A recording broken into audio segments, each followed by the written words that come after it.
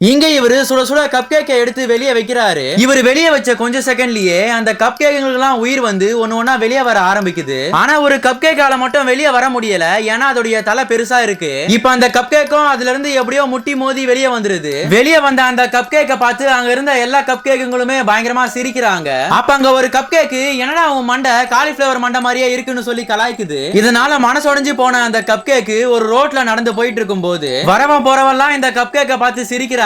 இப்ப இந்த கப் கேக்கும் அப்படியே போயிட்டு இருக்கும்போது ஒரு பார்பர் ஷாப்பை பாக்குது. எப்படியாவது நம்ம மண்டிய சரி பண்ணியே ஆகணும்டான்னு சொல்லி அந்த பார்பர் ஷாப்புக்குள்ள போகுது. அங்க போய் பார்த்தா இதுதான் உன் பிரச்சனையான்னு சொல்லிட்டு அவரும் இப்ப ரப்பர் பேண்டை கட்டி பாக்குறாரு. தலையில பெயிண்ட் எல்லாம் அடிச்சு கூட பாக்குறாரு. ஆனா எதுவுமே அவரால் பண்ண முடியல. கடைசியா இவருக்கு ஒரு ஐடியா வந்து அந்த கப் கேக்குடைய மண்டிய ஒரு கிரீட மாதிரி மாத்திடுறாரு. அதுக்கப்புறமா அங்க இருந்த எல்லா கப் கேக்குகளுமே டிஸ்பிளேக்கு அரேஞ்ச் பண்ணி விட்டுட்டு அந்த கேக்கோட டாப்ல நம்ம கப் கேக்கை வைக்கிறாங்க. இத பார்த்த எல்லா கப் கேக்குகளுமே இந்த கப் கேக்கை பாராட்டுறாங்க.